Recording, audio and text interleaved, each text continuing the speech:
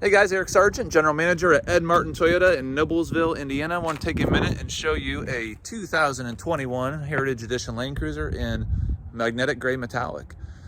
This is probably our most rare vehicle, probably about 100 or so made. This is the only one I think I'm going to have for the whole year that's magnetic gray metallic. It's a third row Heritage. It's got the bronze BBS wheels. Obviously it's got a little bit difference, just a Heritage. It's gonna have the little bit higher rear springs. It's gonna have the D-pillar badging, the Yakima basket, running board delete, lower door molding delete. A little bit different front grille, dark chrome, a little bit extra room underneath of the Toyota Sombrero, kind of a black chrome look. They're optional third row for 2021, and a little bit different leather on the inside. No cool box either. But that's the 2021 Heritage Edition Land Cruiser in magnetic gray metallic.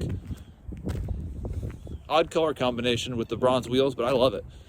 Let me know what you guys think in the comments below. Hit thumbs up and subscribe if you like the channel. Have a great day.